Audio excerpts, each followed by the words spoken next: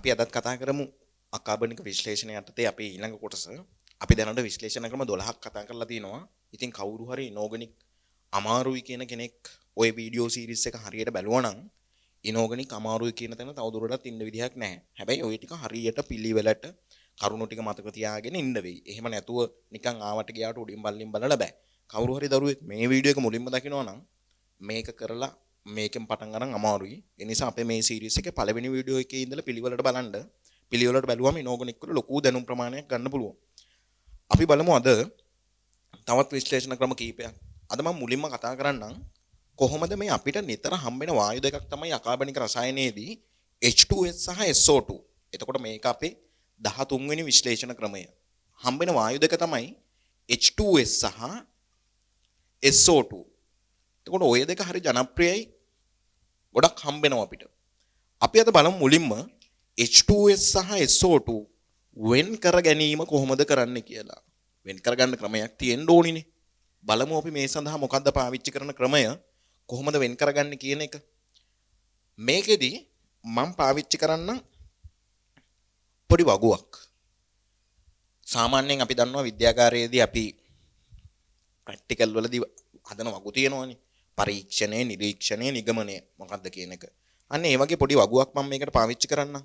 ඊට පස්සේ අපි බලමු කොහොමද ඒ ටික පාවිච්චි කරලා මේ වායුන් දෙන්නව වෙන් කරගන්නේ කියන එක. මේ වායුන් දෙන්න වෙන් කරගන්න මොන හරි ක්‍රම ඕනි අපිට. අපි බලමු මොන ක්‍රම පාවිච්චි කරලාද මේ දෙන්නව වෙන් කරගන්න පුළුවන් කියන එක. මම ගන්නම්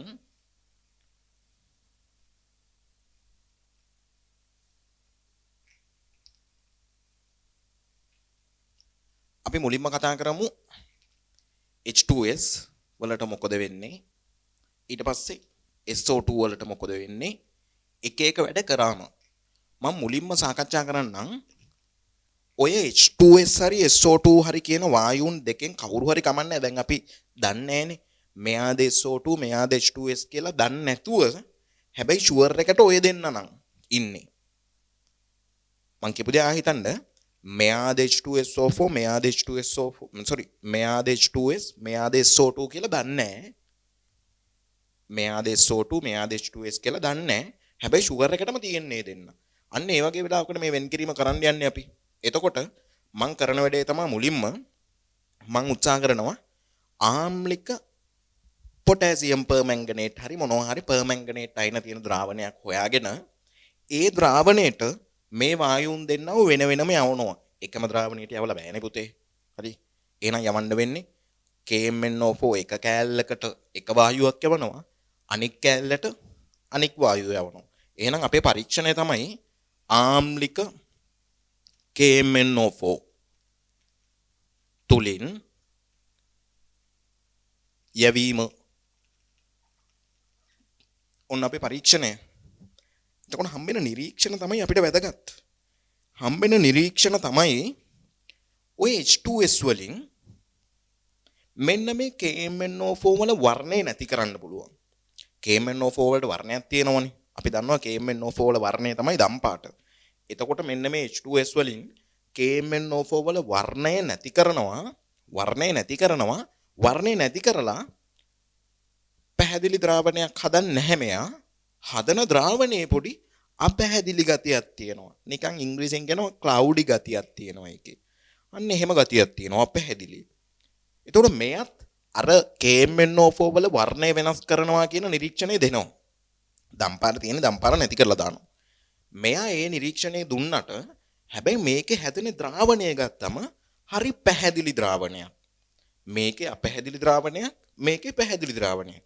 අන්න ඔය පැහැදිලි අපැහැදිලිතාවය මගින් මේ වායුන් දෙක වෙන් කරගන්න පුළුවන්. මේ වායුන් දෙක වෙන් කරගන්න පුළුවන්. එහෙනම් කතාව මෙන්න මේකයි. මේක තුලින් යැවුවම දම් අවර්ණ කියලා මන් ලියන්න. දම් අවර්ණ නැත්තම් විවර්ණ කරන අතර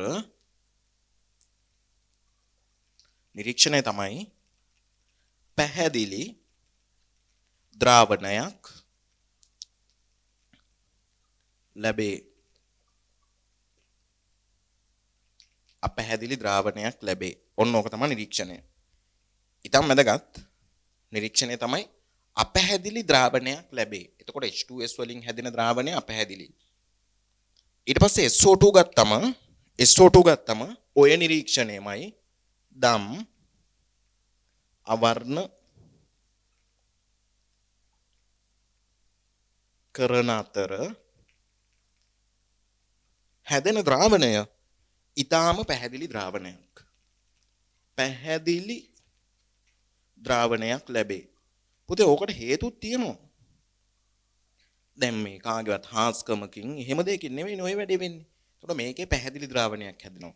හේතුව තමයි KMnO4 නේ තියෙන්නේ. KMnO4 ට පුළුවන් H2S ඔක්සිකරණය කරන්න. KMnO4 ට පුළුවන් SO2ත් ඔක්සිකරණය කරන්න. හැබැයි KMnO4 මගින් H2S ඔක්සිකරණය කරන්නේ සල්ෆර් බවට. එහෙනම් මෙන්න මේ අපැහැදිලි ගතියට හේතුව තමයි හැදෙන කලිල සල්ෆර්. අන්න එයා නිසා තමයි මේ අපැහැදිලි වෙන්නේ. එතකොට මෙයාගේ එහෙම වෙන්නේ නැහැ. මේකෙන් හැදෙන්නේ සල්ෆේට්නේ. සල්ෆේට් කියන එකන අවක්ෂේපයක් නෙමෙයි. සල්ෆර් කියන එකන පොඩි අවක්ෂේපයක්. ඒ නිසා තමයි මේකෙන් අපැහැදිලි ද්‍රාවණයක් දෙන්නත් මේකෙන් පැහැදිලි ද්‍රාවණයක් දෙන්නත් හේතුව. ඊළඟට තව අපිට මේ වගේම ඒවා කරන්න පුළුවන්. මම තව මේ වගේ එකක් ලියන්න. එකක් තමයි මම මේකටම තව මේ වගේම H+ K2Cr2O7. එතකොට මේක පාවිච්චි කරා කියන්නේ ක්‍රෝමේටුත් පුළුවන්. තුලින් යැවීම මේ ඩයික්‍රෝමේට් නේ. ඩයික්‍රෝමේට් පාවිච්චි කරනවා නම් ඒ වගේම තමයි ක්‍රෝමේටුත් පුළුවන්. එතකොට මේකේ පාට නම් තැඹිලි පාටයි. එහෙනම් මෙයාගේ නිරීක්ෂණය තමයි තැඹිලි කොළ වන අතර ආය අර වගේමයි. මේ ඔක්සිකරණය කියන එකනේ මේකේ අපේ තර්කය. එහෙනම් තැඹිලි කොළ පාට වන අතර ආය මෙතන හැදෙන්නේ මොකද්ද? අපැහැදිලි ද්‍රාවණයක් ලැබේ. එතකොට අනිත් එකේ ඒ විදිහම තමයි. එහෙනම් පාට වෙනස විතරයි වෙනස්. තැඹිලි කොළවන අතර අපේ ද්‍රාවණය පැහැදිලි වැදගත්. පැහැදිලි ද්‍රාවණයක් ලැබේ. හරි. දැන් අනිත් එක්කන දැම්මත් ඔහොම තමයි. ක්‍රෝමේට් වගේ එක්කෙනෙක් දැම්මොත්. ඉතින් මම ඒක දන්නේ නැහැ අය. ඊට පස්සේ අපි පාවිච්චි කරමු තව පරීක්ෂණයක්. මම මේකට ඔන්න ඔය වායු දෙක වෙන වෙනම මම යවන්නම් lead nitrate ද්‍රාවණ තුලින් නැත්නම් lead acetate ද්‍රාවණ තුලින්. එහෙනම් lead nitrate හෝ lead acetate තුලින් යැවීම ඔය වායු දෙක. එහෙම යවුවම වෙන වැඩේ තමයි මෙයාගෙන් H2S වලින් හරි ජනප්‍රිය යෝග කළු පාට අවක්ෂේපයක් ලැබෙනවා. කළු අවක්ෂේපයක් ලැබේ. මොකක්ද අවක්ෂේපය? PBS. අරයගෙන් මම සමීකරණ නම් ලියලා නැහැ. මෙයාගෙන් ඒත් අවක්ෂේපයක් ලැබෙනවා. හැබැයි අවක්ෂේපය සුදු අවක්ෂේපයක් ලැබේ. කවුද සුදු අවක්ෂේපය කියන්නේ? lead sulfide සුදු අවක්ෂේපය. ඊට පස්සේ තවදුරටත් අපිට තව එකක් පාවිච්චි කරන්න පුළුවන් මේකේ. මේකත් හරි ජනප්‍රියයි. අපිට පාවිච්චි කරන්න පුළුවන් මේ දෙන්නම වෙන් කර ගැනීමට මල්පෙති. මල්පෙති කිව්වම සුදු පාට මල්පෙත්තක් නම් පාවිච්චි කරන්න බෑ. හැබැයි අපිට පාවිච්චි කරන්න පුළුවන් මේ වායු දෙන්නගෙන් එක වායුවක් විරංජනකාරක වායුවක්. ඒ විරංජනකාරකයක් කියන්නේ පාට නැති කරන්න පුළුවන්. එතකොට පාට නැති කරනවා කියන්නේ පාට පෙට්ටියේ පාට නැති කරනවා නෙවෙයිනේ. එතකොට කාගේ හරි අපිට බලා ගන්න පුළුවන් කෙනෙක්ගේ පාට නැති කරන්න ඕනි. එහෙම බලා ගන්න පුළුවන් කෙනෙක් තමයි මල්පෙති. ලේසි. හැබැයි මල් පෙත්තක් දැක්ක ගමන් කවුරුත් පාට වෙනස් කරන්නේ නැහැ. ඒ මල් පෙත්ත අනිවාර්යයෙන්ම තෙත් වෙන්න ඕනි. එහෙනම් වර්ණවත් තෙත් නෝට් හොයලා බලන්න නෝට් වල තෙත් ඇයි කියලා තියෙනවා. කියන්නේ මේකේ විරංජන වැඩේට ජලය ඕනිමයි. එහෙනම් වර්ණවත් තෙත මල් පෙති තිබ්බොත් ඒවා විරංජනය කරනවා මෙන්න මෙයා. මෙයා එහෙම මුකුත් කරන්නේ නැහැ. මෙයා එහෙම මුකුත් කරන්නේ නැහැ. එහෙනම් තෙත වර්ණවත් මල් පෙති වලට යැවීම මෙයාගෙන් නම් මුකුත් නිරීක්ෂණයක් නැහැ. මෙයාගෙන් වර්ණය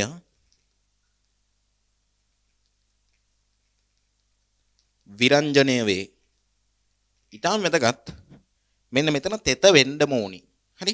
එහෙනම් මේක තමයි H2S සහ SO2 වෙන් කරගන්න ක්‍රමය සාමාන්‍යයෙන් අපිට. එතකොට ද්‍රාවණයක දැන් ගණන් වලදී දෙනවා KMnO4 ද්‍රාවණයක් තුලින් මොකක් හරි කරාම මෙන්න මෙහෙම වෙනවා. වායුවක් යවුවම අපැහැදිලි ද්‍රාවණයක් හැදුනා කිව්වොත් කවුද තියෙන්නේ? H2S. පැහැදිලි ද්‍රාවණයක් හැදුනා කිව්වම SO2. දැන් තව ඔයාලට හම්බෙන ජනප්‍රිය වායුන්නේ කාබන් ඩයොක්සයිඩ්. එතකොට කාබන් ඩයොක්සයිඩ් මෙන්න මේ වැඩේ කරන්නේ. දැන් පොඩි කාලේ ඔයාලා ඉගෙනගෙන තිනවා කාබන් ඩයොක්සයිඩ් වායුව හඳුනගන්න විදිය කොහොමද? කාබන් ඩයොක්සයිඩ් වායුව හඳුනගන්නේ අර හුණු දියර තුලින් යවුවම ඒ අදාළ නිරීක්ෂණය දෙනවා කියලා. හරි? හැබැයි වැඩේ කියන්නේ ඔය හුණු දියර කේස් එකේ හැම්ම දෙනව කවුද? SO2ත්. එතකොට SO2යි CO2යි වෙන් කරගන්න බෑ හුණු දියර වලින්. හැබැයි SO2 මෙන්න මෙහෙම ඒවා දෙනවා. CO2 මෙහෙම ඒවා දෙන්නේ නැහැ. එහෙනම් SO2යි CO2යි වෙන් කරගන්න මේ ඕනි එකක් පාවිච්චි කරන්න පුළුවන්. මම ඒක වෙනම දවසක් කියන්නම්. හරි. ඉක්මනට දාගමුකෝ. මම වෙලාවක් දෙන්නේ නැහැ වැඩිය. ඔයාලට මේක ලියා ගන්න පුළුවන්. මේක තමයි H2S සහ SO2 වෙන් කර ගැනීමේ කේස් එක.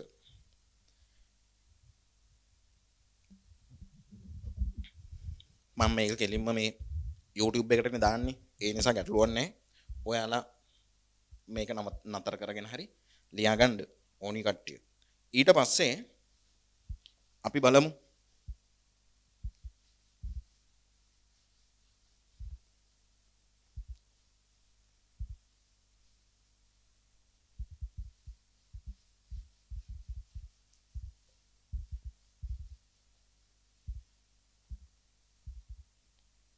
මම ඊළඟට කතා කරන්නම් තව විශ්ලේෂණ ක්‍රමයක්.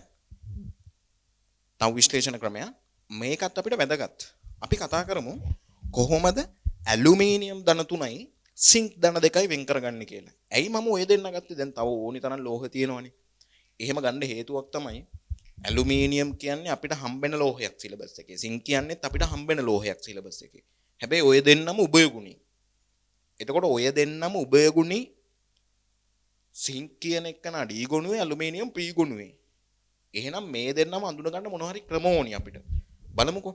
ක්‍රම තමයි එහෙනම් මේක තමයි අපේ 12ක් කතා කරලා තිබ්බා 2යි 13යි මේක 14 ඇලුමිනියම් ධන 3 සහ සිංක් ධන 2 සඳහා පරීක්ෂා.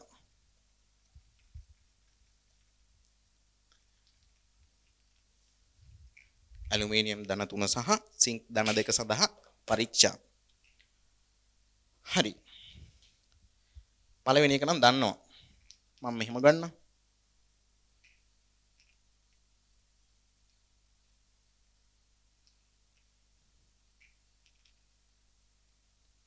මුලින්ම අපි ගමු ඇලුමිනියම් ධන 3. ඊට පස්සේ අපි ගමු සිංක් ධන 2. මම කරන වැඩේ මෙන්න මේක ඔයාලා දන්න වැඩක්. අපි මුලින්ම NH4Cl දාලා NH4OH දැම්මොත් NH4Cl දාලා NH4OH දැම්මොත් ඒක ඔයාලා ආයෙ මතක් කරලා බලන්න කැටායන විශ්ලේෂණේ කාණ්ඩ විශ්ලේෂණේ තුන්වෙනි කාණ්ඩයේ ක්‍රමය. ඉතින් කාණ්ඩ විශ්ලේෂණයේ තුන්වෙනි කාණ්ඩයේදී ඇලුමිනියම් අවක්ෂේප වුණාට සිංක් අවක්ෂේප වුන්නේ නැහනේ. ඒකේ කේස් එක වෙනයි. KSP කේස් එකක් තියෙනවනේ උතන. එහෙනම් අපිට ඕක පාවිච්චි කරන්න පුළුවන් මේ දෙන්න අඳුරගන්න කෙලින්ම. මම දානවා එහෙනම් NH4Cl සහ NH4OH යෙදීම මේ දෙන්න දානවා. මෙයාගෙන් ඇලුමිනියම් හයිඩ්‍රොක්සයිඩ් සුදු අවක්ෂේපය ලැබේ.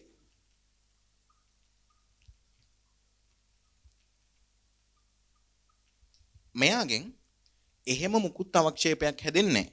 ඔය දෙන්නව දැම්මම. අන්න පළවෙනි එක අපිට වැදගත්. ඊට පස්සේ අපි කරමු එහෙනම් ඔන්න මෙයා දැම්මම ඇලුමිනියම් හයිඩ්‍රොක්සයිඩ් තමයි අවක්ෂේප වෙන්නේ. සිංක් ධන දෙකෙන් අවක්ෂේපයක් වෙන්නේ නැහැ. මම මේකට දැම්මොත් දාගෙන ගියොත් NaOH එකතු කරගෙන යාම මෙන්න මේකේ තේරුම චුට්ටක් මතක තියාගන්න. එකතු කරගෙන යාම කිව්වොත් එකපාර මෙහෙම හලලා අතාරින්නේ නැහැ. එකතු කරගෙන යාම කිව්වොත් චුට්ට දාගෙන තමයි යන්නේ ඕනි ප්‍රමාණය. එහෙම චුට්ට දාගෙන යද්දී වෙන නිරීක්ෂණය තමයි මෙතන ලියන්න ඕනි. නිරීක්ෂණය තමයි NaOH නේ දාගෙන යන්නේ. NaOH දාගෙන ගියාම පළමුව මෙන්න මේ අවක්ෂේපය හැදෙනවා. මොකද්ද මේ අවක්ෂේපය? ඇලුමිනියම් හයිඩ්‍රොක්සයිඩ් සුදු අවක්ෂේපය. ඕක ජෙලටිනීමේ අවක්ෂේපයක්. පොඩි ජෙල් ගතියක් තියෙනවා. හැබැයි පටල ගන්න එපා. ලෝකේ තියෙන එකම ජෙලටිනීමේ අවක්ෂේපය මේක විතරක් නෙවෙයි. ওই සින්ක් හයිඩ්‍රොක්සයිඩ් කියන එකත් සුදු ජෙලටිනීමේ අවක්ෂේපයක්. මැග්නීසියම් හයිඩ්‍රොක්සයිඩ් කියන එකත් අපි දැකලා තියෙනවා සාමාන්‍ය පොඩි ජෙලටිනීමේ ගතියක් තියෙනවා. එහෙනම් ජෙලටිනීමේ කිව්වම ඒක මේ ඇලුමිනියම් වෙන්න ඕනි කියලා නෑ. අන්න ඒකත් මතක තියාගන්න. මේකෙදි වෙන වැඩේ තමයි පළමුව AlOH3 ලැබී හරි පුතේ මෙන්න මෙහෙම දෙයක් තියෙනවා කෙමිස්ට්‍රි වල උභයගුණී ලෝහ හදන හයිඩ්‍රොක්සයිඩ් වැඩිපුර භස්මය හමුවේ දිය වෙනවා. දැනට ඕක මතක තියාගන්නකො මම ওই උභයගුණී ලෝහ වල වෙනම කේස් එකක් කියලා දෙන්නම්. වෙනම එකක් විදිහට කියලා දෙන්නම්. උභයගුණී ලෝහ වල හයිඩ්‍රොක්සයිඩ් වැඩිපුර ප්‍රබල භස්මවල දිය වෙනවා. එහෙනම් මේ මෙන්න උභයගුණී ලෝහයක හයිඩ්‍රොක්සයිඩයක් මෙන්න ප්‍රබල භස්මයක් තව දාගෙන යද්දී මේ හයිඩ්‍රොක්සයිඩේ දිය වෙලා යනවා. පළමු AlOH3 ලැබී වැඩිපුර එකතු කිරීමේදී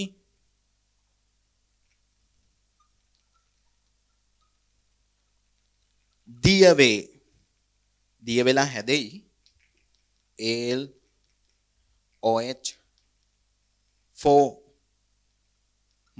කියන එකන. දැන් ඕක ලියන්න තව විදියක් තියෙනවා. මම ඒකත් ඒ උභය ගුණී කේස් එක කියන දවසේම කියන්න. ඕකෙන් දලාණු අයින් කරලා මේක අපිට තව විදියකට ලියන්න පුළුවන්. එතකොට මේකේ නිරීක්ෂණය තමයි මේක. මම හැබැයි සිංක් වලට දැම්මොත් සිංක් ධන දෙක ද්‍රාවණයකට ඕක දාගෙන ගියොත් වෙන වැඩේ තමයි පළමුව සිංක් හයිඩ්‍රොක්සයිඩ් සුදු අවක්ෂේපය ලැබී ඒකත් උභයගුණීනේ. එහෙනම් ඒකත් දිය වෙනවා. වැඩිපුර NaOH තුල දිය වේ. තාම වැදගත්. ඒකත් උභයගුණී. ඊට පස්සේ තවත් පරීක්ෂණයක් මම ඕකට දාගෙන යනවා NH3. එහෙම නැත්තම් ජලීය ඇමෝනියානේ. එහෙම නැත්තම් ඕකටම කියනවා NH4OH. හොඳට මතක තියාගන්න මේ දෙන්නෙක් එහෙම නෙවෙයි. මේ එක්කෙනෙක් NH3 හෝ NH4OH එකතු කරගෙන යාම. පුතේ මේකෙනම් නිරීක්ෂණය මෙන්න මෙහෙමයි. දැන් වැඩිපුරනේ ඔය දාගන්න යන්නේ මං ෂේප් එකේ. මුලින් ටික දාලා වැඩිපුර දාන්නනේ යන්නේ. එතකොට NH3 කියන එකනත් OH- දෙන එක්කෙනෙක් නිසා ඇලුමිනියම් වලින් හැදෙයි. කවුද? Aluminium hydroxide. ඒක ගැටලුවක් නැහැ. හැබැයි වැඩිපුර NH4OH වල කවුරු හරි දිය වෙනවා නම් ඒකේ තේරුම ඇම්මීන් සංකීර්ණ හදන්න ඕනේ. එතකොට ඇම්මීන් සංකීර්ණ හදනවද මෙන්න මේ P ගොනුවේ තියෙන ඇලුමිනියම්? නැහැ. මෙයා හදන්නේ නැහැ. මෙයා ඇම්මීන් සංකීර්ණ හදන්නේ නැහැ. ඒ නිසා මෙයාගේ වැඩිපුර දැම්මා කියලා අවුලක් නැහැ. හැබැයි මෙයාගේ පොඩි කේස් එකක් තියෙනවා. මුලින්ම සිංක් හයිඩ්‍රොක්සයිඩ් හැදෙයි අතනෙමුත්. සිංක් හයිඩ්‍රොක්සයිඩ් හැදිලා මෙයා ඩීගොනු වෙන්නේ. සිංක් ඩීගොනු වෙන්නේ. මෙයා ඩීගොනුවේ ඒ ඇම්මීන් සංකීර්ණ හදන්න පුළුවන් සෙට් එකේ එක්කෙනෙක්. ඒ නිසා මෙයා දේ වෙලා යනවා. අන්න ඕකත් අපිට තාම වැදගත්. එහෙනම් නිරීක්ෂණ තමයි මෙයා ගත්තම LOH3 මං ආයේ පාට එහෙම ලියන්නේ ලැබී වැඩිපුර NH3 තුල දිය නොවේ. ඒක දිය වෙන්නේ නැහැ. එතකොට මෙයා ගත්තම සිංක් හයිඩ්‍රොක්සයිඩ්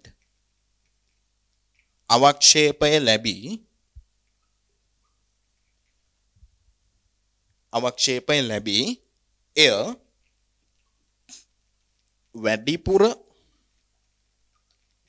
NH3 තුල දිය වේ.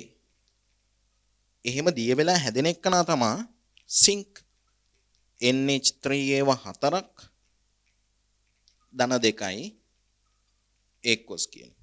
එහෙනම් සිංක් හයිඩ්‍රොක්සයිඩ් දිය වෙනවා. මෙන්න මේකත් පාවිච්චි කරන්න පුළුවන් අපිට මේ දෙන්නව වෙන් කරගන්න. එතකොට මේ ටිකම වැදගත්. දාගමුකෝ ඉක්මනට දාගන්න. දාගෙන මම වෙලාවක් දෙන්නේ නැහැ මෙන්නම ලියන්න. වෙලාව අපරාධ නිසා. ඔයාලා මේක කොහොම හරි ලියාගන්න. තව මම වැදගත් දෙයක් කියන්නම්. ඔය දෙන්නගෙන් මට වැඩක් නැහැ ඔය අඟුරු කුට්ටිය කියන එක එහෙමනම් ඔයාලගෙන් කවදාවත් අහලා නැහැ. හැබැයි මෙන්න මේක දැනගන්න ඕනේ ඔයාලා. තව මේ දෙන්න ගත්තම මෙයා හදන ඔක්සයිඩේ තමයි සිංක් ඔක්සයිඩ්. සිංක් ඔක්සයිඩ් කියන අවක්ෂේපය සුදු පාට අවක්ෂේපයක්. හැබැයි මේ සිංක් ඔක්සයිඩ් රත් කළ විට කහ පාට වෙනවා. දැන් රත් කළ විට කහ පාට වෙනවා කියන්නේ අපි මේ මොකක් හරි ලිපකට හරි දැම්මම ඒ ලිපේ ගින්ද රත්යෙන් කහ පාටට පේනවා ඇති. එහෙම නෙවෙයි. ගෙඩියම් වෙලා තැඹිලි පාටට පේනවා ඇති. එහෙම නෙවෙයි. එයාගේ පාටම වෙනස් වෙනවා. හරි. එයාගේ පාටම වෙනස් වෙනවා. සිංක් ඔක්සයිඩ් කියන එක සාමාන්‍යයෙන් සුදු පාට අවක්ෂේපයක්. සුදු පාට ඝනයක්. අවක්ෂේපයක් කියන්නේ වතුරේදීනේ. එතකොට මෙයා ඝනයක්. හැබැයි එයා රත් කරාම කහ පාට වෙනවා. අන්න ඒකත් අපිට වැදගත්. මේ සෙට් එකත් දාගන්න. එහෙනම් අපිට මේකෙන් පුළුවන් මෙන්න මේ පරීක්ෂාව සඳහා උත්තර දෙන්නේ ඇලුමිනියම් 3+ විතරයි. මේකට නම් උත්තර දෙනවා දෙන්නම. කවුද වැඩිපුර ප්‍රබල භස්ම හමුවේදී දිය වෙන්නේ? උභය ගුණී මූලද්‍රව්‍ය වල අවක්ෂේප. එහෙනම් ඕකට අයිති වෙනවා ඔන්න ඔය ඇලුමිනියම්, සිංක්, තව බෙරීලියම්, අන්න ඔය වගේ මූලද්‍රව්‍ය. හරි. ඊට පස්සේ ඇම්මීන් සංකීර්ණ හදන්නේ මේ දෙන්නගෙන් අරයා විතරක් නිසා මෙයා දැම්මම මෙයාගෙන් නම් ඇලුමිනියම් හයිඩ්‍රොක්සයිඩ් ලැබිලා වැඩිපුර ඇමෝනියා තුල දිය වෙන්නේ නැහැ. හැබැයි මෙයාගෙන් නම් එහෙම අවක්ෂේපයක් හැදිලා ඒක වැඩිපුර ඇමෝනියා තුල දිය වෙනවා. ඕන ඕක තමයි මේ දෙන්නගේ කතාව. අවසාන වශයෙන් සිංක් ඔක්සයිඩ් කියන්නේ සුදු පාට අවක්ෂේපයක්. හැබැයි ඒක රත් කරාම කහ පාට වෙනවා. ආයෙ සිසිල් කරාම ආයෙ සුදු පාට වෙනවා. ඕන ඕක තමයි කතාව. හරි. ඊට පස්සේ මම තව එකක් කතා කරන්නම්. අපි කතා කරමු කොපර් ධන දෙක හඳුනා ගැනීම. කොපර් ධන දෙක හඳුනා ගැනීම.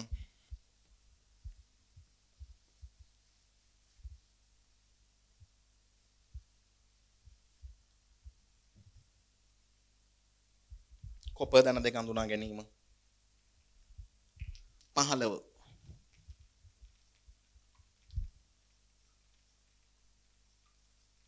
එතකොට මේක නම් ලොකු දෙයක් නැහැ.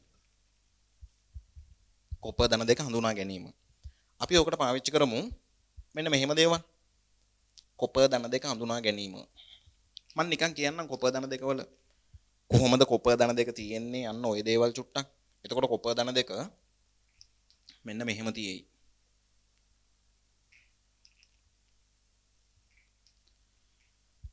මුලින්ම කොහොමද කොපර් ධන දෙක ජලයේදී තියෙන්නේ?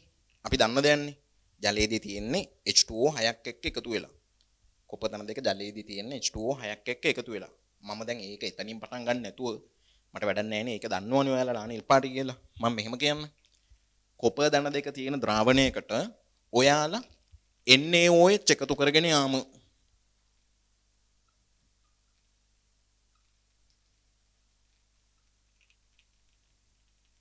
NaOH එකතු කරගෙන යද්දී වෙන වැඩේ තමයි අවක්ෂේපයක් හැදෙනවා නිල් අවක්ෂේපයක්. හැබැයි කොපර් කියන්නේ උභයගුණීය එක්කනේ නෙමෙයි. එහෙනම් වැඩිපුර NaOH වල කොපර් හයිඩ්‍රොක්සයිඩ් දිය වෙන්නේ නැහැ. වැඩිපුර NaOH තුල කොපර් හයිඩ්‍රොක්සයිඩ් දිය නොවේ. හේතුව මොකද්ද? උභයගුණීය කේස් එක. උභයගුණී වුණා නම් තමයි එහෙම වෙන්නේ. ඊට පස්සේ හරි ජනප්‍රිය එකක් H2S ආම්ලික මාධ්‍යයේදී H2S බුබුලණය කිරීම. මේක කැටයන විශ්ලේෂණය කරන එකක්. බුබුලණය කිරීම. එතකොට මෙයාගෙන් හැදෙයි කොපර් සල්ෆයිඩ් කළු පාට අවක්ෂේපය. කොපර් සල්ෆයිඩ් කළු පාට අවක්ෂේපය. මම සමීකරණ ලියන්නේ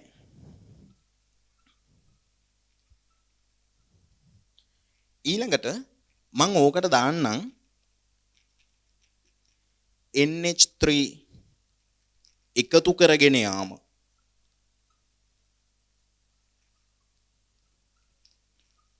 මේක එකතු කරගෙන යද්දී වෙන වැඩේ තමයි මුලින්ම නම් මෙන්න මේ කොපර් හයිඩ්‍රොක්සයිඩ් නිල් පාට අවක්ෂේපය හැදෙනවා.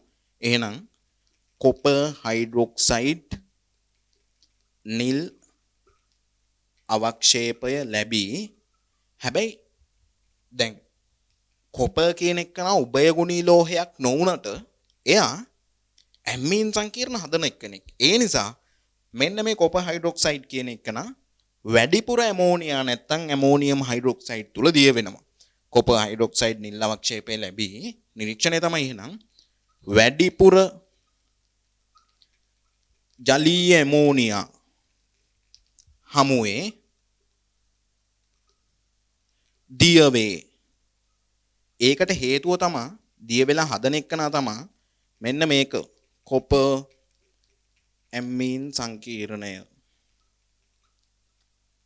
ඔන්න ඔය හේතුව නිසා තමයි දිය වෙන්නේ. හමුවේ දිය වේ හැදෙන ද්‍රාවණය තද නිල්. ඊටාම් වැදගත්. අර කලින් වතාවේ සිංක් වලින් හැදෙන ඇමීන් සංකීර්ණය අවර්ණයි. ඒකත් එතන දාගන්න. මේක තද නිල් ද්‍රාවණයක්. අපිට ඊටාම් වැදගත්. එතකොට මේකෙන් පුළුවන් සාමාන්‍යයෙන් කොපර් වෙන් කරගන්න. දැන් හිතමුකෝ අපි නිකල් ධන දෙක කියලා. මම නිකල් ධන දෙක වෙනම වෙලාවක් කරන්නම්. නිකල් ධන දෙක NaOH එකතු කරගෙන යද්දි කෙලින්ම NaOH එකතු කරගෙන යද්දි නිල් නෙවෙයි. ඔන්න නිකල් ධන දෙක වෙනස්. ඊට පස්සේ H+H2S බුබුලණය කරාම නිකල් ධන දෙක අවක්ෂේප වෙන්නේ නැහැ. ඔන්න වෙනස්. NH3 එකතු කරගෙන යාමේදී මෙතනින් නිල් පාට අවක්ෂේපයක් හැදුනා වගේ එතන කොළ අවක්ෂේපයක් හැදිලා තමයි තද නිල් හැදෙන්නේ. එහෙනම් තද නිල් ද්‍රාවණයක් හැදුනම ඒකට කලින් තිබ්බේ මොන අවක්ෂේපයක්ද කියන එකෙන් අපිට පුළුවන් නිකලුයි කොපරුයි වෙන් කරගන්න. මම ඒක වෙනම කරන්නම්. හරි. එහෙනම් මේක තමයි කතාව.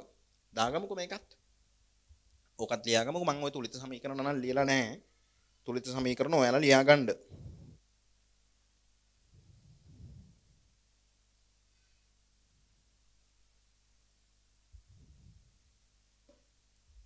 තව ඕකේ මට හරි ජනප්‍රිය එකක් තියෙනවා. ඒකත් පාවිච්චි කරමු අපි.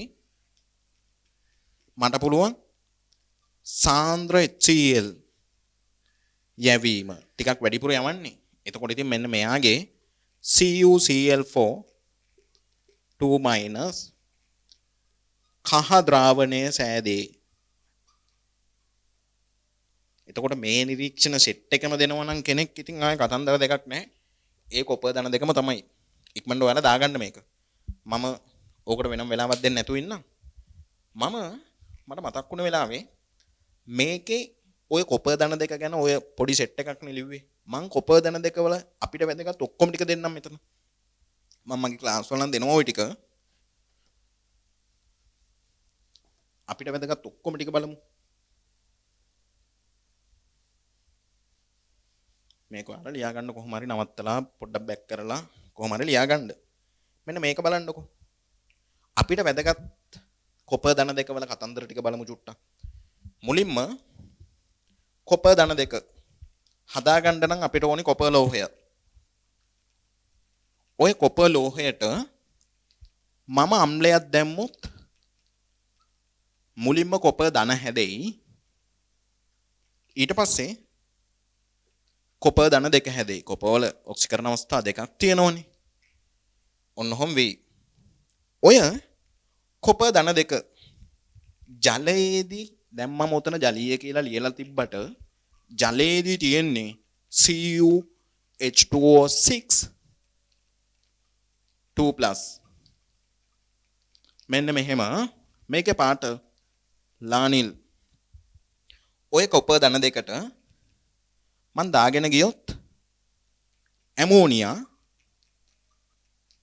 කොප ධන දෙකට මම ඇමෝනියා දාගෙන ගියොත් මුලින්ම හැදෙයි කොපර් හයිඩ්‍රොක්සයිඩ් කියන නිල් පාට අවක්ෂේපය. තව දුරටත් මම ඇමෝනියා දැම්මොත් මේ අවක්ෂේපය දිය වෙලා මෙන්න මෙහෙම ද්‍රාවණයක් හැදෙයි. හැබැයි ওই ද්‍රාවණය තද නිල් පාට. කොප ධන දෙකට මම NaOH දාගෙන යනවා. හැබැයි ආයෙත් කොපර් හයිඩ්‍රොක්සයිඩ් නිල් පාට අවක්ෂේපය. හැබැයි ඕකට මම දාගෙන යනවා තවදුරටත් වැඩිපුර NaOH. මුකුත් වෙන්නේ නැහැ. මුකුත් නිරීක්ෂණයෙන් නැති නිසා තමයි මම දිය වෙන්නේ නැහැ. ඒ නිසා තමයි මම ඔහොම දැම්මේ. ඔන්න සෙට් එකක්. ඊළඟට ඔය කොපර් ධන දෙකට මම දාගෙන යනවා සාන්ද්‍ර HCl. දැන් මම CuCl4 2- හැදෙයි. මේක කහ පාට ද්‍රාවණයක්. අවක්ෂේපයක් නම් වෙන මෙතන දානවනේ. තව කොපර් ධන දෙකට මම දානවා මොනවා හරි සීනි ටිකක්. දැන් සීනි කිව්වම මේ තියෙන සීනි නෙමෙයි. මේ තියෙන්නේ මේ ෆෝමැල්ඩිහයිඩ් නේ. සීනි කිව්වම ඔය සමහර සීනි වර්ග ඔක්සිහාරක සීනි තියෙන්නේ. අන්න ඔය සීනි වල තියෙනවා මෙන්න මෙහෙම ඇල්ඩිහයිඩ කාණ්ඩ. ඇල්ඩිහයිඩ කාණ්ඩ. ඔය ඇල්ඩිහයිඩ කාණ්ඩ මෙන්න මේ කොපර් ධන දෙක වලින් වෙනත් ප්‍රභේද බවට පත් කරලා කොපර් ධන දෙක ඔක්සිහරණය වෙයි.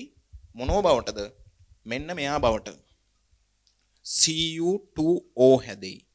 මේක ගඩොල් රතු පාට අවක්ෂේපයක්.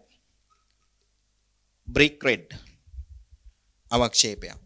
මෙන්න මේක පාවිච්චි කරන ඔය දැන් දියවැඩියා රෝගීන්ගේ සීනි අඳුන ගන්න වගේ වැඩවලට මෙන්න මේක පාවිච්චි කරනවා. දැන් නම් මම දන්නේ නැහැ කොහොමද කියලා. දැන් තාක්ෂණයත් එක්ක දැන් කොහොමද ඔක් කරන්න කියන එක මම හරියටම දන්නේ නැහැ. හැබැයි මේක පාවිච්චි කරපු ප්‍රතික්‍රියාවක්. දියවැඩියා රෝගීන්ගේ සීනි මට්ටම අඳුනා ගැනීමට එම පාවිච්චි කරා. එතකොට තව මෙන්න මේකත් ඊටාම වැදගත් ප්‍රතික්‍රියාවක්. ප්‍රතික්‍රියාව තමයි මේකට මම දානවා Ki. ජලීය Ki. Ki දැම්මම කොපර් ධන දෙක සහ I- නේ. එතකොට කොපර් ධන දෙක කියන්නේ ඔක්සිහරණය වෙන්න පුළුවන් එක්කෙනෙක්. I- කියන්නේ ඔක්සිකරණය වෙන්න පුළුවන් එක්කෙනෙක්. ඒ නිසා කොපර් ධන දෙක ඔක්සිහරණය වෙයි කොපර් ධන බවට.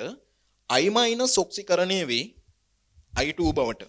එහෙනම් මෙතන හැදෙන ඵල තමයි I2 හැදෙනවා. හැබැයි ඔය I2 වැඩිපුර Ki තියෙන නිසා පොඩි කේස් එකක් තියෙනවා. සහ අනිත් ඵලය මොකද්ද? කොපර් ධන දෙක වලින් කොපර් ධන හැදෙනවනේ.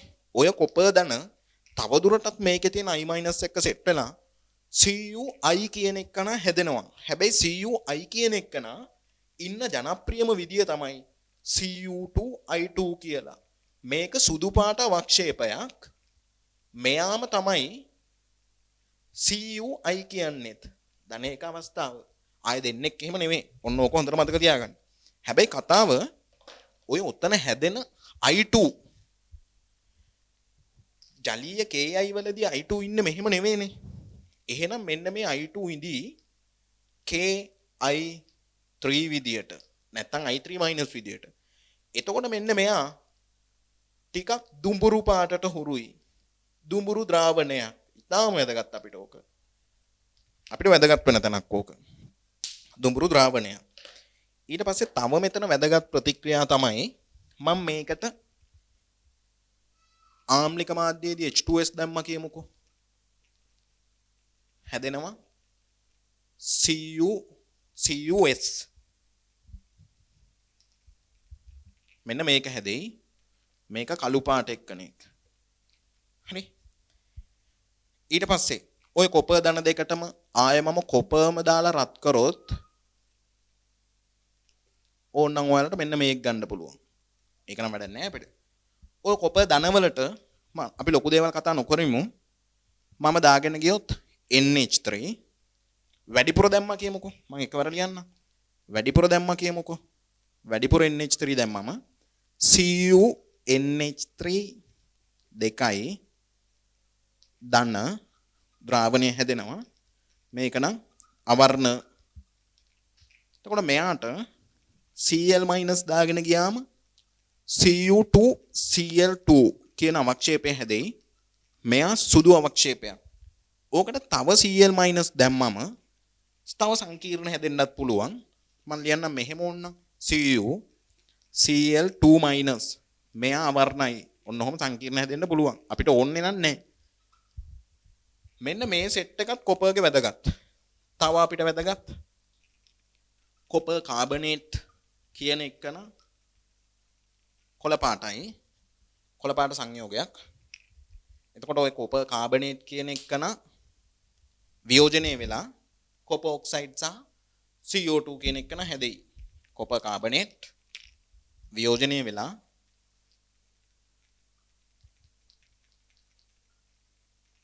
CO2 වායුව මෙන්න මෙහෙම.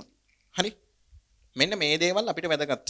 ඊට අමතරව ඔයාලා හොයලා ලියා ගන්න ඕන නම් කොපර් හයිඩ්‍රොක්සයිඩ් කියන එකන රත් කරාම මොකද වෙන්නේ කියන එකත්. මේ සෙට් එක තමයි අපිට තියෙන කොපර් වල වැදගත් කේස් ටික. මේව ඕනි වෙනවා. එතකොට මේ සෙට් එක දන්නවනම් හරියට මේ සෙට් එක පාඩම් කරගත්තා නම් D ගොනුවේ කොපර් ආශ්‍රිත ප්‍රශ්නයක් කරගන්න පුළුවන්. තාම ඉතින් කොපර් වල ඉලෙක්ට්‍රෝන වින්‍යාසය ඒව පොඩ්ඩක් දැනගන්න ඕනේ. ඒ ඇරෙන්න මේ ටික හරියට දන්න ළමයෙකුට ප්‍රශ්නයක් කරගන්න පුළුවන්. ඕකත් දාගන්නකෝ. ඊටම වැදගත් ඕක.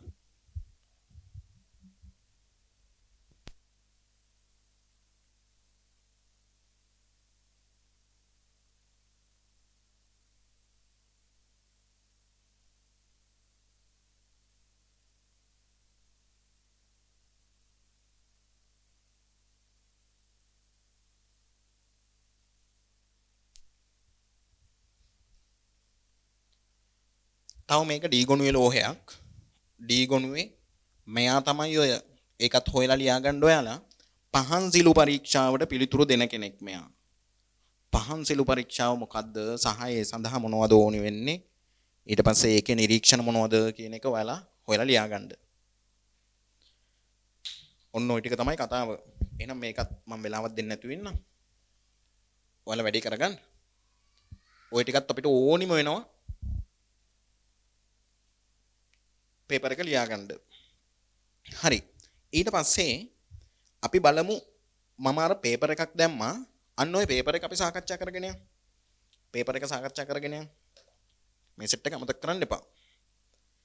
අපි පේපර් එක සාකච්ඡා කරගෙන යමු.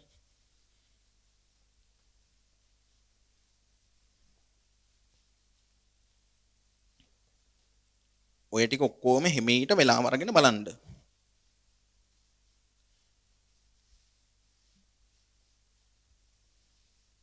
A level අමාරුයි වැඩ කරන්නේ නැති අයට.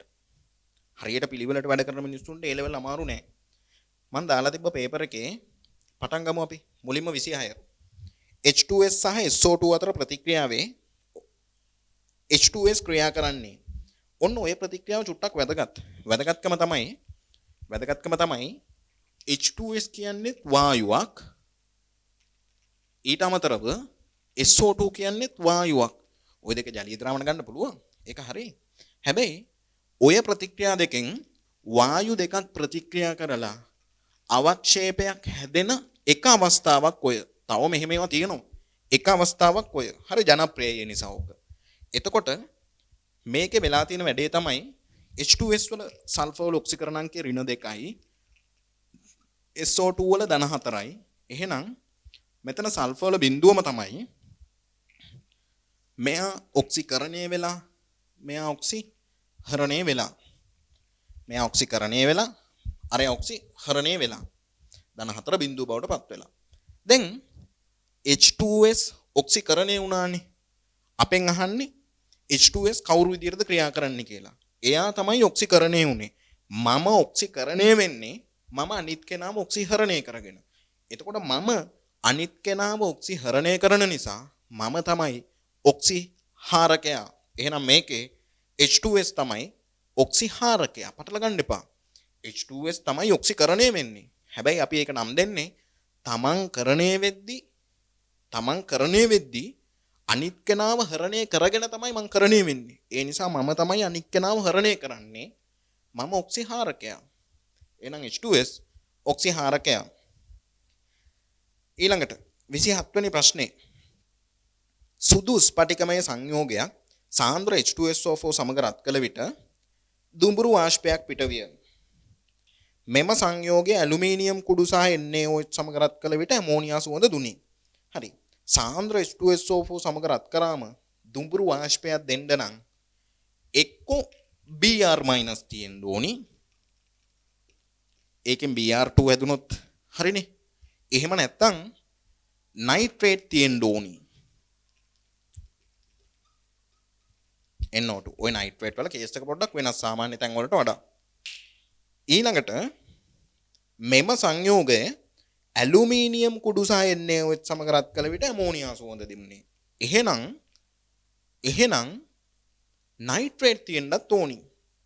එතකොට මේ දෙන්නෙන් කවුරු හරි තියෙන්නත් ඕනි, නයිට්‍රේට් තියෙන්නත් ඕනි. ෂුවර් එකටම නයිට්‍රේට් තියෙන්න ඕනි එහෙනම්. බලමුකෝ අපි දැන්. එතකොට පළවෙනි උත්තරේ KNO3 විතරයි තියෙන්නේ. එතකොට KNO3 වල නයිට්‍රේට් තියෙන නිසා H2SO4 සාන්ද්‍ර H2SO4 එක්ක දුඹුරු වාෂ්පයක් දෙන්නත් පුළුවන්. සාන්ද්‍රාම්ල සමග වායු පිට කරන ඇනායන. තව ඒකෙම නයිට්‍රේට් තියෙන නිසා අර ඇලුමිනියම් සහ NaOH එක්ක දුඹුරු වාෂ්ප මේ ඇමෝනියා සුවඳ දෙන්නත් පුළුවන්. එහෙනම් මේක නම් ගැලපෙනවා. මේ නයිට්‍රේට් තිබ්බම සාන්ද්‍ර H2SO4 එක්ක NO2 දෙනවා. අන්න දුඹුරු පාටයි. තව මෙයා ඇලුමිනියම් NaOH දාලා රත් කරාම ඇමෝනියා සුවඳ දුනිලු. ඉතින් හරිනේ. එහෙනම් KNO3 තමයි උත්තරේ. නිකන් බලමු අනිත් ඒවා. KBr තිබ්බොත් දෙවෙනි නිරීක්ෂණය දෙන්නේ නැහැ. ඊට පස්සේ ඇමෝනියම් ක්ලෝරයිඩ් තිබ්බොත් දෙවෙනි නිරීක්ෂණය නම් දෙයි, පළවෙනි නිරීක්ෂණය දෙන්නේ නැහැ. ඇයි දෙවෙනි නිරීක්ෂණය දෙන්නේ? ඇමෝනියම් ක්ලෝරයිඩ් තිබ්බොත් දෙවෙනි නිරීක්ෂණය දෙන්න හේතුව තමයි ඉතින් ඇමෝනියම් තියෙනවනේ. එතකොට නයිට්‍රේට් තිබ්බත් නැතත් ඇලුමිනියම් නැතත් සෝඩියම් හයිඩ්‍රොක්සයිඩ් දාද්දි වායු පිට වෙනවා. ඒ නිසා දෙවෙනි නිරීක්ෂණය දෙනවාමයි එතනදී. තව NaCl නම් අපි කතා කරලවත් වැඩක් නැහැ. KIත් එමයයි. KI වලින් දම්පාට වාෂ්පයක් නැහැදුනොත් හැදෙන්නේ. අදාළ නැහැ අපිට. එහෙනම් උත්තරේ KNO3.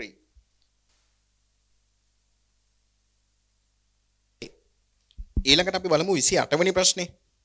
ඔන්න තියෙනවා පෙරහන් කඩදාසි වල තවරන ලද මින් කුමන එක H2S සහ SO2 එකිනෙකින් වෙන් කර හඳුනා ගැනීම සඳහා උපයෝගී කරගත හැකිද? මේක නියම ප්‍රශ්නයක්. පළවෙනි උත්තරේ ඩයික්‍රෝමේට් I2KI ශාරීය KMnO4 ජලීය කොපර් සල්ෆේට් මෙන්න එකක්වත් නොවේ. මෙන්න මගේ ළඟ තියෙනවා පෙරහන් කඩදාසියක්. ඔය පෙරහන් කඩදාසිය මම තවරලා තියෙනවා. ඔය තියෙන එක එක ඒවා. මම මුලින්ම ගන්නම් අපි අද ඉගෙන ගත්ත එක්කෙනෙක් H+ K2Cr2O7 මෙයාගේ පාට තැඹිලි පාටයි. එතකොට තැඹිලි පාටයි දැන් මම ඔය තැඹිලි පාට ගාලා තියෙන පෙරහන් කඩදාසියට යවනවා SO2 යවනවා H2S වෙනම එකටම නෙමෙයි වෙනම කඩදාසියකට SO2ත් යවනවා අනිත් එකට H2S යවනවා. වෙන වැඩේ තමයි තැඹිලි පාට මේ දෙන්නට පුළුවන් කොළ පාට කරන්න. හැබැයි අවාසනාවකට පොඩි අවුලක් තියෙනවා. අවුල තමයි අපේ නිරීක්ෂණය මොකද්ද? ද්‍රාවණයකදී තමාර පැහැදිලි අපැහැදිලි ගති පේන්නේ. ඔයාලට මේ පත්තරයකට දාලා පත්තරේ වර්ණ විපර්යාසය තැඹිලි පාට ඉඳලා කොළ පාට වුණාම පැහැදිලි අපැහැදිලි පෙන්නේද? නැහැ. වෙන් කර අඳුන ගන්න බෑ. වෙන් කර අඳුන ගන්න බෑ. එහෙනම් ජලීය ආම්ලික ඩයික්‍රෝමේට් පාවිච්චි කරලා මුකුත් කරන්න බෑ. දෙවෙනි එක I2 ජලීය KI කියන එක නම් අදාළවත් වෙන්නේ නැහැ. අපි බලන්නවත් ඕනේ නෑනේ. තුන්වෙනි එක ශාරීය KMnO4 භාෂ්මික KMnO4 දැම්මම භාෂ්මික KMnO4 දැම්මම KMnO4 දම් පාටයි මේ දෙන්න යවුවම KMnO4 ඔක්සිහරණය වුණොත් භාෂ්මික මාධ්‍යයේදී MnO2 බවට ඔක්සිහරණය වෙයි. දෙකෙන් මෙහෙමනේ වෙන්නේ. එතකොට අර පැහැදිලි අපැහැදිලි මුකුත් කතන්දර බයිලා පේන්නේ දෙන්නම එකම නිරීක්ෂණයේදී මොකක් වුණත් අඳුර ගන්න බෑ. ඔන්න හොඳ තැනක්. ඊළඟට ජලීය කොපර් සල්ෆේට්. ජලීය කොපර් සල්ෆේට් මේකේ ගාලා H2S යවුවොත් අන්න මරු කළු පාට වෙලා යයි. ඇයි? කොපර් සල්ෆයිඩ් අවක්ෂේපය හැදිලා. SO2 යවුවොත් කළු පාට වෙන්නේ නැහැ. කළු පාට වෙන්නේ නැහැ. එහෙනම් කොපර් සල්ෆයිඩ්නේ කළු පාට අවක්ෂේපය. කොපර් සල්ෆයිඩ් කියන්නේ කළු පාට අවක්ෂේපයක් නෙමෙයිනේ. CuSO3 කියන එක න. එහෙනම් මේක නියමයි. ජලීය කොපර් සල්ෆේට් පාවිච්චි කරලා මේ දෙන්න වෙන් කරගන්න පුළුවන්. ඇයි හේතුව තමයි H2S අවක්ෂේපයක් දෙනවා එයත් එක්ක කළු පාට අවක්ෂේපයක්. එහෙනම් අන්තිම උත්තරේ බලන්න ඕනේ නැහැ. අපිට ඒක පාවිච්චි කරන්න පුළුවන්. 29 AgBr සහ AgI සිල්වර් බ්‍රෝමයිඩ් සහ සිල්වර් අයඩයිඩ් රසායනිකව වෙන් කර ගැනීම සඳහා උපයෝගී කරගත හැකි දේ මොකක්ද කියලා අහනවා. තනුක HNO3 දැන් ඔය බ්‍රෝමයිඩ් අයඩයිඩ්නේ. බ්‍රෝමයිඩ් අයඩයිඩ් නම් තනුක H2SO4 දාලා වායු පිට වෙන්නේ නැහනේ. තනුක අම්ල දාලා වැඩක්ම නැහැ. සාන්ද්‍ර අම්ල දාලා පුළුවන්. සාන්ද්‍ර H2SO4 දැම්ම නම් හරි. සාන්ද්‍ර H2SO4 දීලා තියෙනවද? උත්තරේ නැහැ. හැබැයි සාන්ද්‍ර HNO3 දීලා තියෙනවා. එහෙනම් මෙයාගෙන් Br2 පිට වෙයි. මෙයාගෙන් I2 පිට වෙයි. මෙයා දම් පාට. මෙයා රතු දුඹුරු පාට. ඉතින් අඳුන ගන්න පුළුවන්. මරු සාන්ද්‍ර HNO3 දැම්ම නම් හරි. උත්තරේ අංක 2. 30. තනුක H2SO4 සමග රත් කළ විට ආම්ලික වායුවක්ද තනුක NaOH සමග රත් කළ විට භාෂ්මික වායුවක්ද ලබා දෙන්නේ. හරි. ඔතන ඔය රත් කළ විට කියලා තියෙන්නේ අර කඩාගෙන බිඳගෙන යන්න රත් කරන එකක් නෙමෙයි. වියෝජනය වෙන්න රත් කරන එකක් නෙමෙයි. ප්‍රතික්‍රියාව වෙන්න ඕනි ප්‍රමාණයකට රත් කරන එකක්. ඉතින් ප්‍රතික්‍රියාව වෙන්න ඕනි ප්‍රමාණයකට රත් කරන එකක් කිව්වම බලමු අපි. තනුක H2SO4 සමග ආම්ලික වායුවක්. එහෙනම් තනුක H2SO4ත් එක්ක වායු දෙන සෙට් එක මතක් කරගන්න. කවුද? සල්ෆයිඩ් වලින් නම් H2S මම මතක් කරගන්න ඕන. කාබනේට් වලින් නම් CO2 NO2- වලින් නම් NO2 SO3 2- වලින් නම් SO2 H2O3 2- වලින් නම් SO2 හැදිලා තව සල්ප අවක්ෂේපයක් හැදේ. ඔය සෙට් එකනේ. H2S කියන්නේ තාම්ලික වායුවක්. CO2 කියන්නේ තාම්ලික වායුවක්. NO2 කියන්නේ තාම්ලික වායුවක්. SO2 කියන්නේ ආයෙත් කොහොමත් ආම්ලික වායුවක්. ඔක්කොම ආම්ලිකයි. එහෙනම් මේ සෙට් එකෙන් කවුරු හරි අපිට කියන්න බෑ තාම. අපිට ප්‍රශ්නේ ඊළඟ කොටසින් කියනවා තනුක NaOH සමග රත් කළ විට භාෂ්මික වායුවක්ද ලබා දෙන්නේ. එතකොට මේ කියන එන කවුරු හරි තියෙන්නත් ඕනි. හැබැයි තනුක NaOH එක්ක භාෂ්මික වායුවක් දෙන්න නම් තනුක NaOH දැම්මම භාෂ්මික වායුවක් දෙනවා කියන එකේ තේරුම තමයි මොකද්ද? ඇමෝනියම් අයන තියෙන්න ඕනි. ඇමෝනියම් අයන තියෙන්න ඕනි. ඇලුමිනියම් කුඩු එහෙම දාලා නැහනේ. එහෙනම් මේ සෙට් එකෙන් කවුරු හරි තියෙන්නත් ඕනි. තව ඇමෝනියම් තියෙන්නත් ඕනි. බලමු තියෙන උත්තර මොනවද කියලා. උත්තර පළවෙනි එකේ A වල ඇමෝනියම් නැහැ. A වල ඇමෝනියම් නැහැ. ඊට පස්සේ B වල ඇමෝනියම් තියෙනවා. හරි. ඇමෝනියම් තියෙන නිසා NaOH එක වායු පිට කරනවා. C වල ඇමෝනියම් තියෙනවා. NO2ත් තියෙනවා. C හරි. B හරි. D බලමු. ඇමෝනියම් තියෙනවා. හැබැයි සල්ෆේට් තියෙන්නේ. එහෙනම් උත්තරේ B සහ C. C වල ප්‍රශ්නය ඔය C කඩාගෙන බිඳගෙන යන්න රත් කරොත් හැදෙන්නේ ඔය පළ නෙමෙයි. අන්න ඒක විශේෂයෙන් මතක තියාගන්න.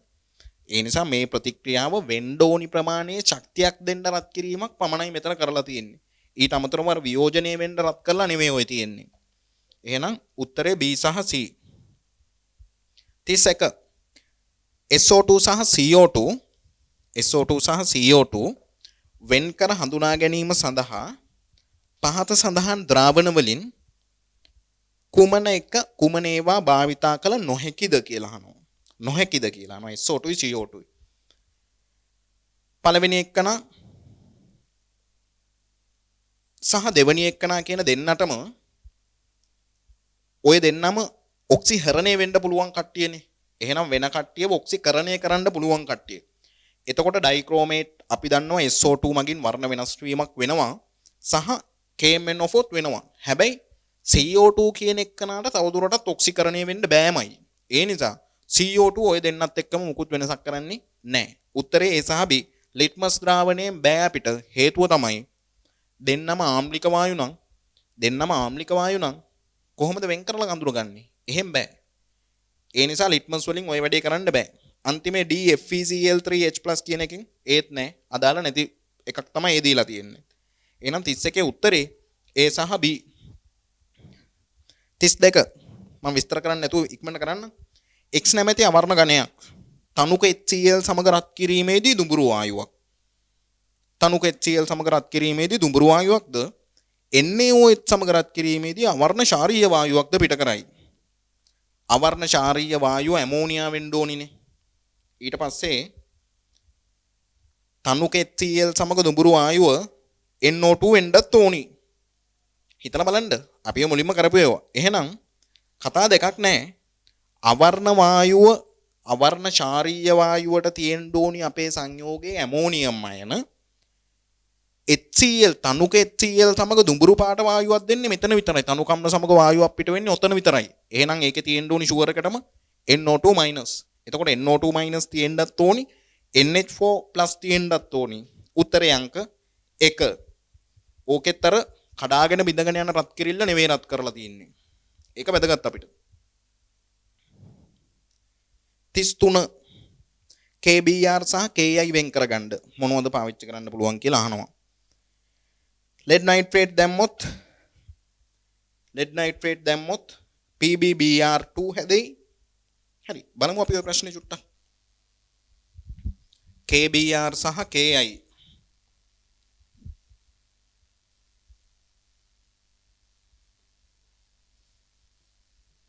KBr සහ KI එකිනෙකින් වෙන් කර අඳුනා ගැනීම සඳහා භාවිතා කළ නොහැකි ප්‍රතිකාරකය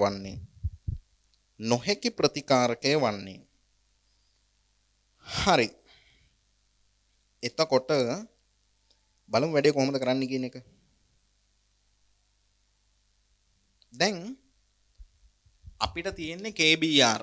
KBr වල තියෙනවා Br- අනිත් එකේ තියෙනවා I-. ඔය දෙන්න දීලා තියෙන ප්‍රතිකාරක තමයි lead nitrate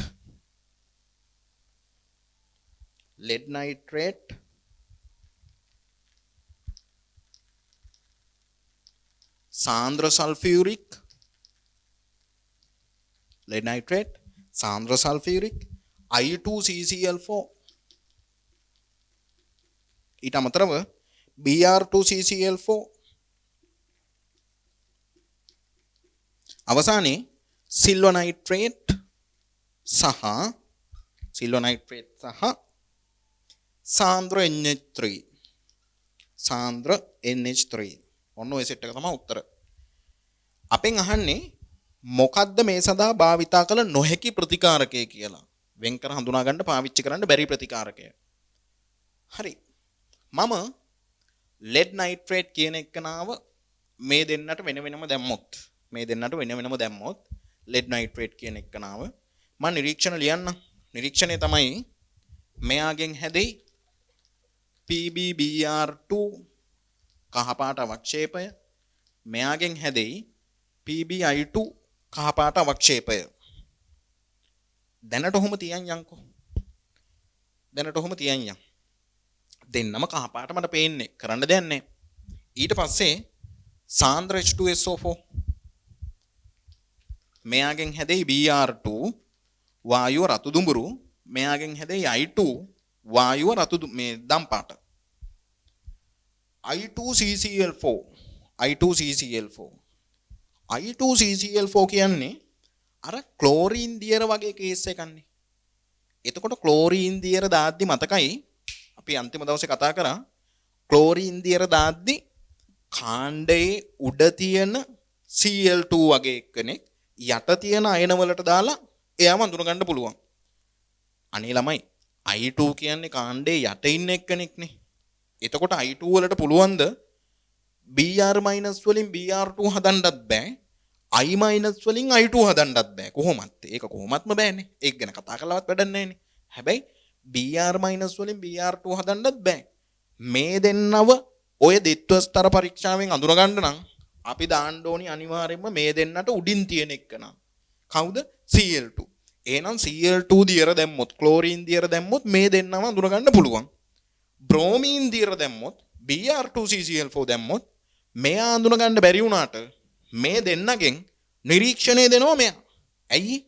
බ්‍රෝමීන් උඩින් තියෙන්නේ යටින් තියෙන එක නා අයඩින් Br2 I- ට දැම්මම ඒ වැඩේ වෙනවා. අපි ඔක අන්තිම දවසේ කතා කරා. එහෙනම් I2CCl4 දැම්මොත් මෙතනින් මුකුත් නිරීක්ෂණයක් නැහැ. මෙතනින් මුකුත් නිරීක්ෂණයකුත් නැහැ. Br2CCl4 දැම්මම මෙතනින් මුකුත් නිරීක්ෂණයක් නැති වුණාට මෙතනින් හැදෙයි I2CCl4 වලදී දම් පාට. තව මෙයා දැම්මම සිල්වර් නයිට්‍රේට් දැම්මම සිල්වර් බ්‍රෝමයිඩ් කහපාට අවක්ෂේපය, සිල්වර් අයඩයිඩ් කහපාට අවක්ෂේපය. හැබැයි සාන්ද්‍ර NH3 දීලා තියෙන නිසා සාන්ද්‍ර NH3 වල මෙයා දිය වෙනවා.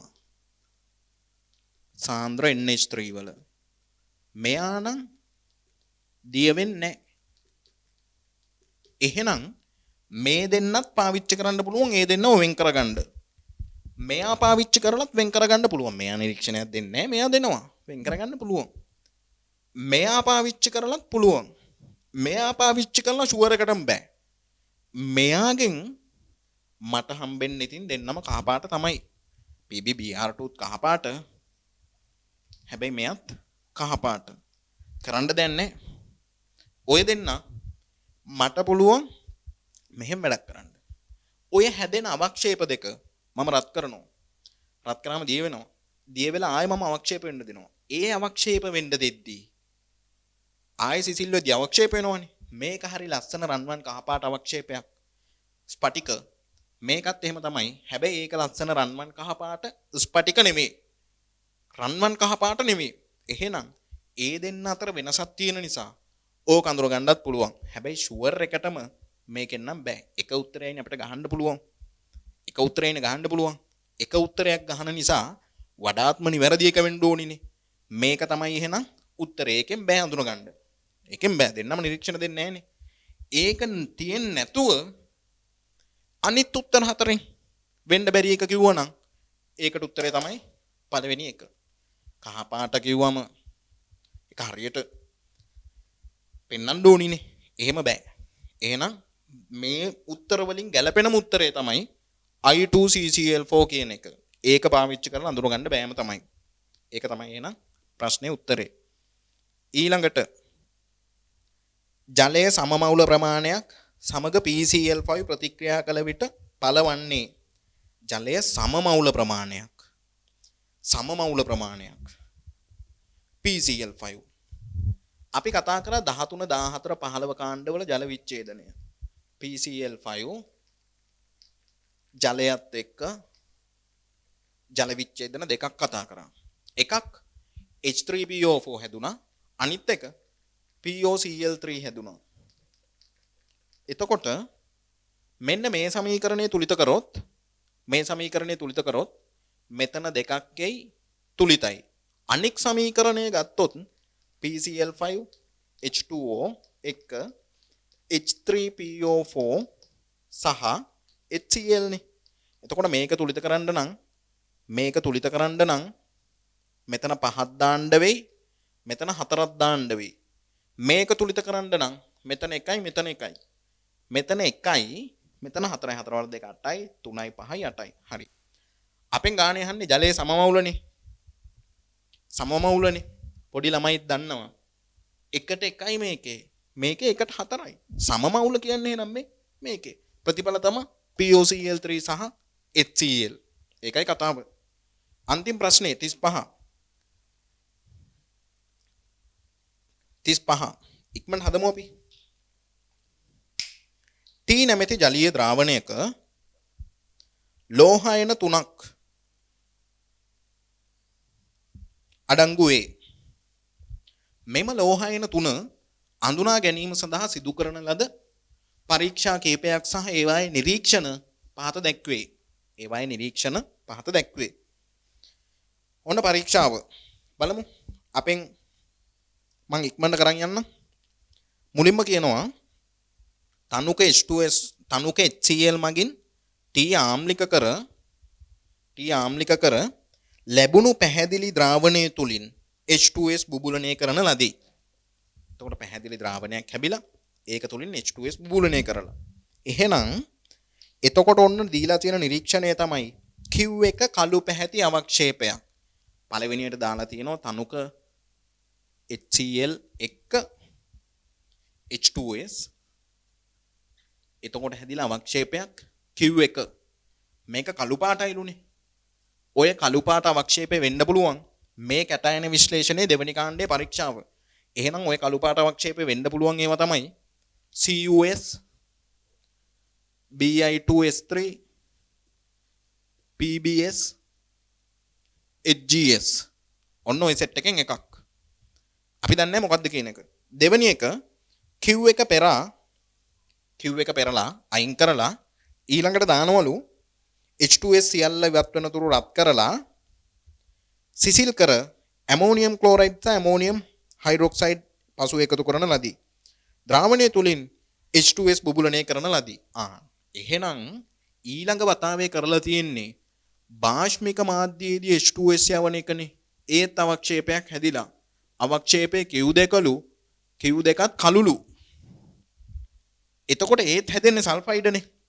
හැබැයි මේ තියෙන්නේ කැටයන විශ්ලේෂණයේ 4 වෙනි කාණ්ඩයේ පරීක්ෂාව. එහෙනම් කැටයන විශ්ලේෂණයේ 4 වෙනි කාණ්ඩයේ පරීක්ෂාවේදී කළු පාට අවක්ෂේප දෙන්නේ නිකල් සල්ෆයිඩුයි කොබෝල්ට් සල්ෆයිඩුයි.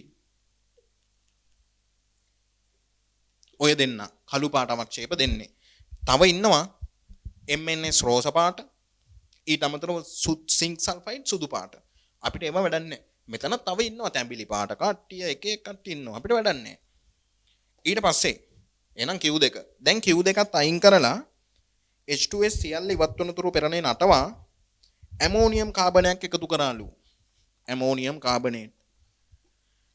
එතකොට ඇමෝනියම් කාබනේට් එක්ක සුදු පාට අවක්ෂේපයක් දුන්නලු. ඒක Q3. ඔය සුදු පාට අවක්ෂේපය මේ තියෙන්නේ කැටයන විශ්ලේෂණයේ 5 වෙනි කාණ්ඩයේ පරීක්ෂාව. ඔය සුදු පාට අවක්ෂේපය එහෙනම් වෙන්න පුළුවන් බේරියම් කාබනේට්, ස්ට්‍රොන්ටියම් කාබනේට්, හරි කැල්සියම් කාබනේට් හරි. ඔන්න ඔය තුනෙන් එකක්. ඔය තුන සුදු පාට අවක්ෂේප. ඔය තුන එකක් වෙන්න පුළුවන්. ඊට පස්සේ දැන් ඔය Q1, Q2 සහ Q3 අවක්ෂේප තුනක්නේ. එතකොට දැන් ඔයාලට පේනවා කොහේ වෙන් කරන්නද? ඔය ඔක්කොගේම තුනයි තියෙන්නේ. ඇත්තටම 1යි 2යි 3යි 4යි 5යි 6යි 7යි 8යි 9යි ඔය 9න් ලෝහයන 3යි තියෙන්න පුළුවන්. දැන් 9ක් තියෙනවා. අපි වෙන් කරගන්න ඕනේ. වෙන් කරගද්දී දැන් අපි ක්‍රමයකට යන්න ඕනේ.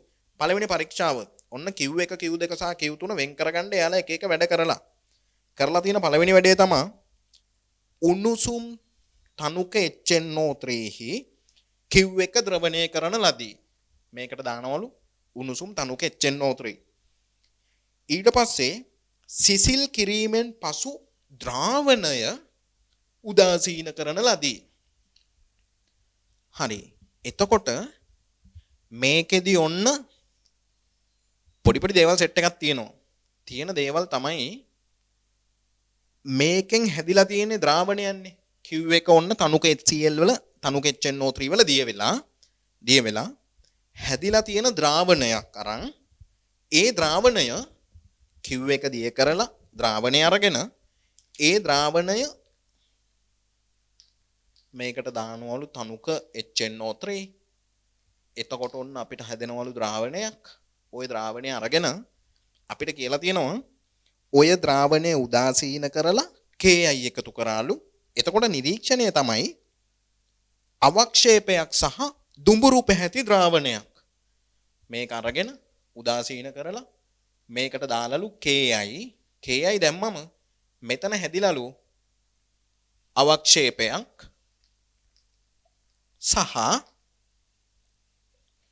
ද්‍රාවණය දුඹුරු පාට වෙලාලු. හරි. දැන් මගේ තර්කය තමයි දුඹුරු පාට ද්‍රාවණයක් හැදිලානේ. Ki නේ දාලා තියෙන්නේ. iත් එක්ක i එක්ක යන දුඹුරු පාට ද්‍රාවණය තමයි i3 i2 ද්‍රාවණ කියන්නේ ඕම තමයි i3 එතකොට i3 හැදෙනවා කියන්නේ i2 හැදෙන්න ඕනි මෙතන අනිවාර්යයෙන්ම. එහෙනම් i2 හැදෙන්න නම් i ඔක්සිකරණය වෙන්න ඕනි i2 බවට. i ඔක්සිකරණය වෙන්න නම් මෙතන ඉන්න කෙනා කවුරුණත් කමන්නේ එයා ඔක්සිහරණය වෙන්න ඕනි. ඉතින් මෙතන ඉන්නවා ඔන්න ඔහම 4 දෙනෙක්. ඔය 4 දෙනාගෙන් ඔක්සිහරණය වීමේ හැකියාව තියෙන්නේ කාටද? කොපර් ධන දෙකට විතරයි. කොපර් ලෝහය බවට ඔක්සිහරණය වෙන්න බෑනේ. එහෙනම් ඔක්සිහරණය වෙන්න පුළුවන් කවුරු බවටද? මෙන්න මේකයි ප්‍රතික්‍රියාව. කොපර් ධන දෙක i- එක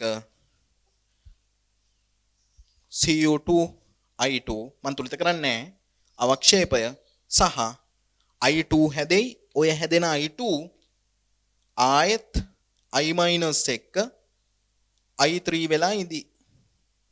i3 වෙලා ඉඳි. ඕක තමයි කතාව. එහෙනම් ඒකේ තිබ්බ ලෝහයනය කවුද? Cu2+. ඔන්න එක්කෙනෙක් හොයාගත්තා. දෙවෙනි එක නම් හොයන්න උණුසුම් තනුක HCl හි Q ද්‍රවණය කර ඔය Q ද්‍රවණය කර සිසිල් කර NH4OH එකතු කරන ලදී. මෙයා දිය කරනවලු මේ දෙන්න දිය කරලා සිසිල් කර NH4OH එකතු කරාලු. NH4OH එකතු කරාම කොළ පැහැති අවක්ෂේපයක් හැදුනලු. හරි බලමු. එහෙනම් NH4OH එක දැන් ඔන්න මේ දෙන්නමම දිය කරනවා. දිය කරාම එක්කෝ Ni2+ එහෙම නැත්නම් CO2+. මේ දෙන්නට දානවලු ඇමෝනියම් හයිඩ්‍රොක්සයිඩ්. ඇමෝනියම් හයිඩ්‍රොක්සයිඩ් දැම්මම මෙයාගෙන් හැදෙන්න ඕනි NiOH2 කොළපාට අවක්ෂේපය. මෙයාගෙන් හැදෙන්න ඕනි COOH2 රෝස පාට අවක්ෂේපය. ඔන්න එතනින්ම කේස් එක ඉවරයි. බලමු තව තියෙනවද කියලා මොනවා හරි. ඊට පස්සේ මෙම මිශ්‍රණයට තවදුරටත් තනුක NH4OH එකතු කරන ලදී කොළ අවක්ෂේපයේදී වී තද නිල් ද්‍රාවණයක් ලැබුණලු. හරිනේ. මෙයානේ ආය ඇමෝනියාත් එක්ක Ni NH3 6 2+ තද නිල්. මෙයාගෙන් එහෙම වුණා නම් හැදෙන්නේ CO NH3 6 ධන දෙක අවස්ථාව නිසා මෙන්න මෙයා කහ දුඹුරු පාට. එයා කහ දුඹුරු පාට. එහෙනම් දැන් තේරෙනවා මෙයාගෙන් මේ දෙන්න වෙන්න පුළුවන් තත්වයක් තිබ්බ අපිට මෙතන. හැබැයි NH4OH දැම්මම කොළ පාට හම්බෙනවා කියන්නේ ෂුවර් එකටම කවුද? නිකල් ධන දෙක. එහෙනම් අරයා වෙන්න බෑ. මෙච්චරයි කතාව. එහෙනම් මේක නම් මෙයා ඊළඟ සෙට් එකේ මෙයා. අන්තිමේ Q3 වෙන් කරන්න බලනවා. සාන්ද්‍ර HCl හි Q3 ද්‍රවණය කර පහන්සිලු පරීක්ෂාවට ලක් කරාලු. පහන්සිලු පරීක්ෂාවේදී කොළ පාටක්ලු දුන්නේ. පහන්සිලු පරීක්ෂාවේ වර්ණ බලන්න. දැන් එතකොට මේ තුන් දෙනාගෙන් තියෙන අයන වෙන්න පුළුවන් ඒවා බේරියම් 2+, ස්ට්‍රොන්ටියම් 2+ සහ කැල්සියම් 2+ නේ. ඔන්න ඔය තුන් දෙනානේ. එතකොට ඔය තුන් දෙනාගේ පාට වල මතක් කරන්නකෝ. බේරියම් තමයි කොළ පාටක්. නැත්තම් ඇපල් කොළ පාටක්. ස්ට්‍රොන්ටියම් ගත්තොත් රතු පාටක්. ක්‍රිම්සන් වගේ රතු පාටක්. කැල්සියම් ගත්තොත් ගඩොල් රතු පාටක් සමහර තැන්වල තැඹිලි කියලාත් කියනවා. අන්න ඒකනේ. එතකොට ඉතින් ඔය පාට තුනෙන් කොළ පාටක් එන්නේ මෙයාගෙන් විතරනේ ළඟින් හරියන්නේ. අනිත් කට්ටිය කොහෙද? මොන කොළ පාටද? එහෙනම් තියෙන කට්ටිය තමයි කොපර් දන දෙක, නිකල් දන දෙක සහ බේරියම් දන දෙක. ප්‍රශ්නේ අමාරුද? නෑ. හොඳම දේ මේක 2016 හෝ 17 16ද මට මතක නෑ හරියටම 16 වෙන්න ඕනේ. ඔව්. විභාග ගන්න. ඉතින් අමාරු නෑනේ. මේ අපි අද නෝට් එකේ කතා කරා මේ දේවල්. ඒව මතක තියන්න ඕනේ. ඕනි වෙනවා. දැක්කනේ. අද කරපු එක ප්‍රශ්නයයි ටිකක් හිතන්න තිබ්බේ. අර ලිට්මස් පත්‍රයක පෙරහන් කඩදාසියකට තවරලා SO2 H2SO වෙන් කරගන්නේ. අන්න ඒකේ විතරයි වෙනස් දෙයක් හිතන්න තිබ්බේ. එච්චරයි. අනිත් දේවල් ටික හරි ලේසි. අපි කතා කරපු දේවල්ම තියෙන්නේ. වැඩ කරගන්න ඉනෝගනික් ගොඩ දාගන්න පුළුවන්. හරි. දැන් ඔයාලා මට ඉක්මනට ඉනෝගනික් ප්‍රශ්න කරගෙන යන්න ඕන ගොඩාක්. ප්‍රශ්න ගොඩාක් කරගෙන යන්න ඕනේ. ඊට පස්සේ අපේ Telegram group එකක් තියෙනවා. ඒකට set වෙන්න. ඒකට set වෙලා මොනවා හරි ප්‍රශ්න තියෙනවා නම් අහන්න. අනිවාර්යෙන්ම මම උත්තරයක් දෙන්නම්. වැඩ කරගන්න.